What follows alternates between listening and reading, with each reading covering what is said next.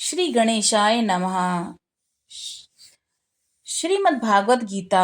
जय श्री कृष्ण। श्री परमात्मा नमः। दूसरा अध्याय।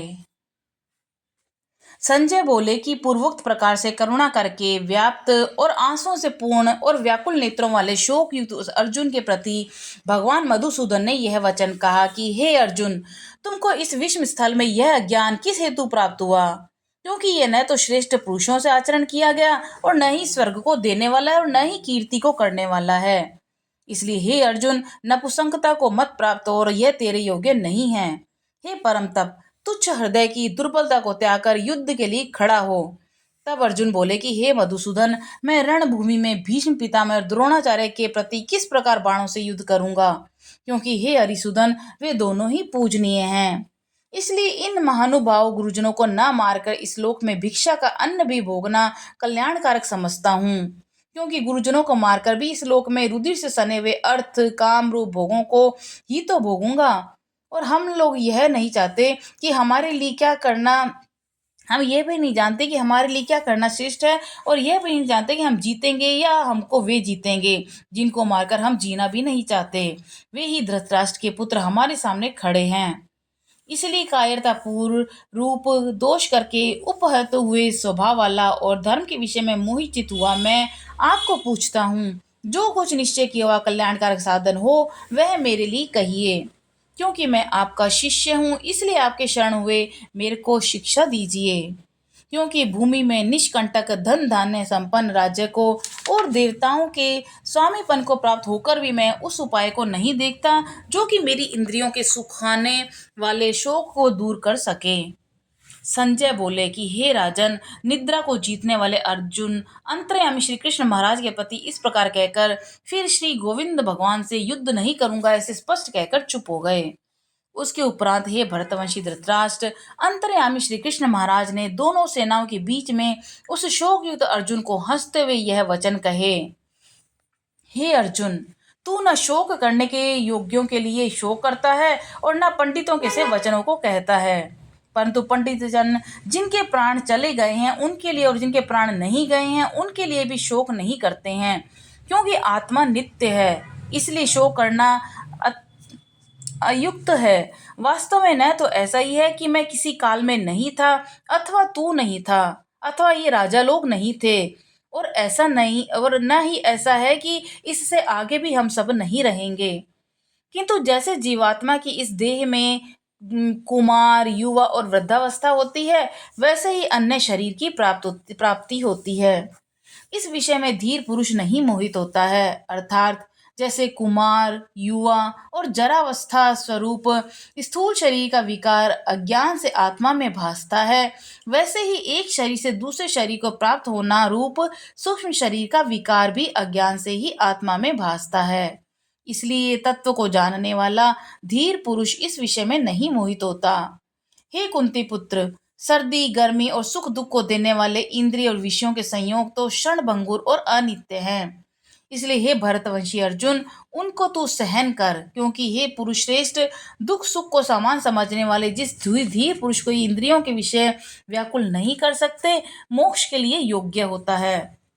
और हे अर्जुन, असत्य वस्तु का जो अस्तित्व नहीं है और सत्य का अभाव नहीं है, इस प्रकार इन दोनों का ही तत्वज्ञान पुरुषों द्वारा देखा गया है। इस न्याय के अनुसार नाश रहित तो उसको जान की जिससे यह संपूर्ण जगत व्याप्त है, क्योंकि इस अविनाशी का विनाश करने को कोई भी समर्थ नहीं है। और इस नाश रहित अप्रमेय नित्य स्वरूप जीवात्मा के ये सब शरीर नाशवान कहे गए हैं। इसलिए हे भरतवंशी अर्जुन, तू युद्ध कर। जो इस आत्मा को मारने वाला समझता है और जो इसको मरा मानता है, वे दोनों ही नहीं जानते कि क्योंकि यह आत्मा न तो मारता है न मारा जाता है। यह आत्मा किसी भी काल में न जन्मता है न मरता है, अथवा न यह आत्मा ही होकर करके फिर होने वाला है, क्योंकि यह अजन्मा नित्य शाश्वत और पुरातन है। शरीर के नाश होने पर भी यह नाश नहीं होता। हे प्रथा पुत्र अर्जुन, जो पुरुष इस आत्मा को नाश रहित नित्य अजन्मा और अव्यय जानता है, वह पुरुष कैसे किसको मरवाता है और कैसे किसको मारता है। और यदि तू कहे कि मैं तो शरीर के विषयों का शोक करता हूँ, तो यह भी उचित नहीं है। क्योंकि जैसे मनुष्य पुराने वस्त्रों को त्याग कर दूसरे नए वस्त्रों को ग्रहण करता है, वैसे ही जीवात्मा पुराने शरीर को त्याग कर दूसरे नए शरीर को प्राप्त होती है। हे अर्जुन, इस आत्मा को शस्त्रादि नहीं काट सकते और इसको आग भी नहीं जला सकती। इसको जल गीला नहीं कर सकती, वायु सुखा नहीं सकती, क्योंकि यह आत्मा अच्छेद है। यह आत्मा अदाह है, अलेग्य, अशोष्य है। यह आत्मा निसंदेह नित्य, सर्वव्यापक, अचल, स्थिर रहने वाला सनातन है। यह आत्मा अव्यक्त अर्थात इंद्रियों का अविषयक, और यह आत्मा अचिंत्य अर्थात मन का अविषय, और यह आत्मा विकार रहित अर्थात न बदलने वाला कहा गया है। इससे हे अर्जुन, इस आत्मा को ऐसा जानकर तू शोक करने योग्य नहीं है, अर्थात तेरा शोक करना उचित नहीं है। यदि तू इसको सदा जन्मने और सदा मरने वाला माने तो भी हे अर्जुन, इस प्रकार शोक करने के तो योग्य नहीं है, क्योंकि ऐसा होने से तो जन्मने वाले को निश्चित मृत्यु और मरने वाले को निश्चित जन्म होना सिद्ध हुआ है। इससे भी तू इस बिना उपाय वाले विषय में शोक करने को योग्य नहीं है। यह भीष्म आदिकों के शरीर मायामय होने से अनित्य हैं। इससे शरीर के लिए भी शोक करना उचित नहीं है, क्योंकि हे अर्जुन, संपूर्ण प्राणी जन्म से पहले बिना शरीर वाले और मरने के बाद भी बिना शरीर वाले ही हैं। केवल बीच में ही शरीर वाले प्रतीत होते हैं। फिर उस विषय में क्या चिंता? हे अर्जुन, यह आत्म तत्व बड़ा गहन है, इसलिए कोई महापुरुष इस आत्मा को आश्चर्य की ज्यों त्यों देखता है, और वैसे ही दूसरा कोई महापुरुष ही और आश्चर्य की जो उसके तत्व को कहता है, और दूसरा कोई इस आत्मा को आश्चर्य की जो सुनता है, और कोई कोई सुनकर भी इस आत्मा को नहीं जानता। हे अर्जुन, यह आत्मा सबके शरीर में सदा ही अवध्य है, इसलिए संपूर्ण भूत प्राणियों के लिए तू शोक करने को योग्य नहीं है। तू अपने धर्म को देकर भी तू भय करने को योग्य नहीं है, क्योंकि धर्मयुक्त युद्ध से बढ़कर दूसरा कोई कल्याणकारक कर्तव्य क्षत्रिय के लिए नहीं है। हे पार्थ, अपने आप प्राप्त हुए और खुले हुए स्वर्ग के द्वार रूप इस प्रकार के युद्ध को भाग्यवान क्षत्रिय लोग ही पाते हैं। और यदि तू इस धर्मयुक्त संग्राम को नहीं करेगा तो स्वधर्म को और कीर्ति को खोकर पाप को प्राप्त होगा, और सब लोग तेरे बहुत काल तक रहने वाली अपकीर्ति का कथन करेंगे, और वह अपकीर्ति माननीय पुरुष के लिए मरण से भी अधिक बुरी होती है। और जिनके तू बहुत माननीय होकर भी अब तुच्छता को प्राप्त होगा, वे महारथी लोग तुझे भय के कारण युद्ध से उपराम हुआ मानेंगे, और तेरे वैरी लोग तेरे सामर्थ्य की निंदा करते हुए बहुत से न कहने योग्य वचनों को कहेंगे। फिर उससे अधिक दुख क्या होगा? इससे युद्ध करना तेरे लिए सब प्रकार से अच्छा है, क्योंकि या तो मरकर स्वर्ग को प्राप्त होगा अथवा जीतकर पृथ्वी को भोगेगा। इससे हे अर्जुन, युद्ध के लिए निश्चय वाला होकर खड़ा हो जा। यदि तुझे स्वर्ग और राज्य की इच्छा ना हो तो भी सुख दुख लाभ हानि जय पराजय को समान समझकर उसके उपरांत युद्ध के लिए तैयार हो। इस प्रकार युद्ध करने से तू पाप को प्राप्त नहीं होगा। हे पार्थ, ये बुद्धि तेरे लिए ज्ञान योग के विषय में कही गई, और इसी को अब निष्काम कर्म योग के विषय में सुन। जिस बुद्धि से युक्त हुआ तू कर्मों के बंधन को अच्छी तरह से नाश करेगा। इस निष्काम कर्म योग में आरंभ का अर्थात बीज का नाश नहीं है, उल्टा फल रूप दोष भी नहीं होता।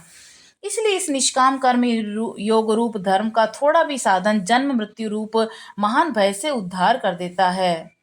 हे अर्जुन, इस कल्याण मार्ग में निश्चयात्मक बुद्धि एक ही है, और अज्ञानी पुरुषों की बुद्धियां बहुत भेद वाली अनंत होती हैं।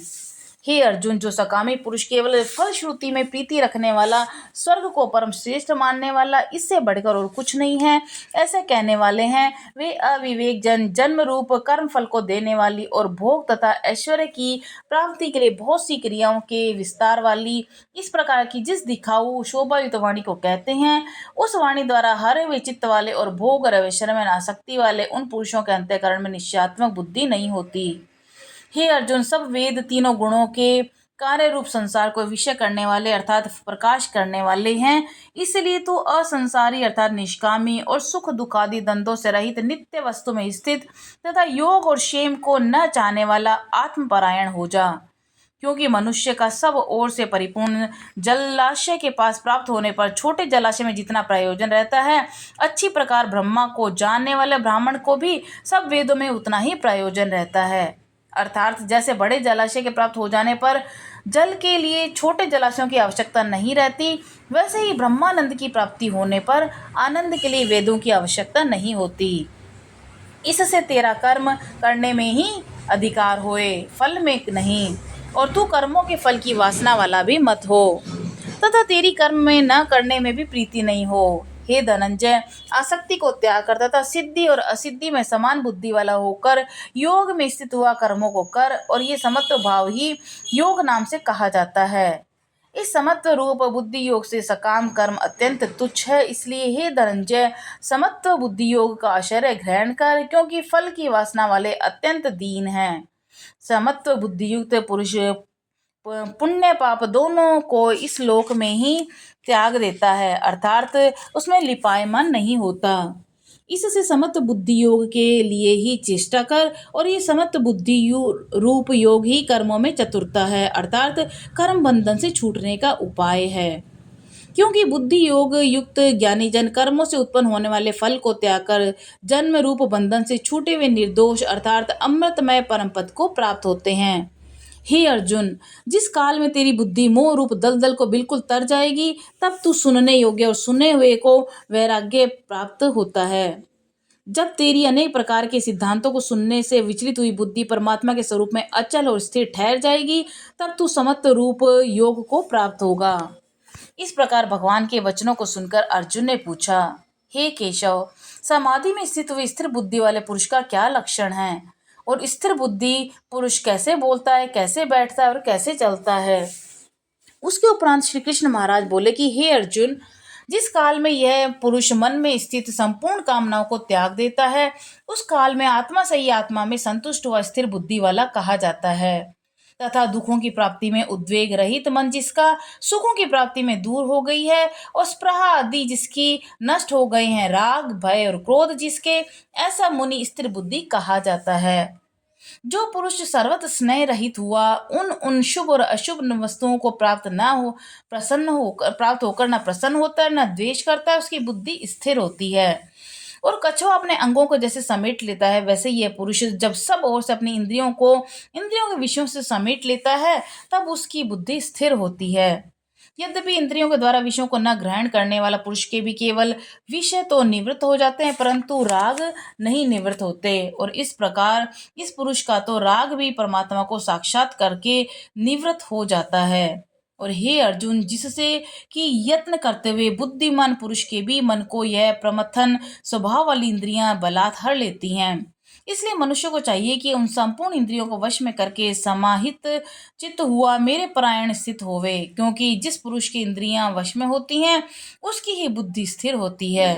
हे अर्जुन, मन सहित इंद्रियों को वश में करके मेरे परायण न होने पर मन के द्वारा विषयों का चिंतन होता है, और विषयों को चिंतन करने वाला पुरुष की उन विषयों में आसक्ति हो जाती है, और आसक्ति से उन विषयों की कामना उत्पन्न होती है, और कामना में विघ्न पड़ने से क्रोध उत्पन्न होता है। क्रोध से अविवेक अर्थात मूढ़ भाव उत्पन्न होता है, और अविवेक से स्मरण शक्ति भ्रमित हो जाती है, और स्मृति के भ्रमित हो जाने से बुद्धि अर्थात ज्ञान शक्ति का नाश हो जाता है। बुद्धि के नाश होने पर यह पुरुष अपने श्रेय साधन से गिर जाता है, परंतु स्वाधीन अंतःकरण वाला पुरुष राग द्वेष से रहित अपने वश में की हुई इंद्रियों द्वारा विषयों को भोगता हुआ अंतःकरण की प्रसन्नता अर्थात स्वच्छता को प्राप्त होता है। उस निर्मलता के होने पर इसके संपूर्ण दुखों का अभाव हो जाता है, और उस प्रसन्न चित्त वाले पुरुष की बुद्धि शीघ्र ही अच्छी प्रकार स्थिर हो जाती है। हे अर्जुन, साधन रहित पुरुष के अंतःकरण में श्रेष्ठ बुद्धि नहीं होती, और उस अयुक्त के अंतःकरण में आसक्ति भाव भी नहीं होता। बिना आसक्ति भाव वाले पुरुष को शांति नहीं होती, फिर शांत रहित पुरुष को सुख कैसे हो सकता है। क्योंकि जल में वायु नाव को जैसे हर लेता है, वैसे ही विश्व में विचरती हुई इंद्रियों के बीच में जिस इंद्रिय के साथ मन रहता है, वह एक ही इंद्रिय इस अयुक्त पुरुष की बुद्धि को हरण कर लेती है।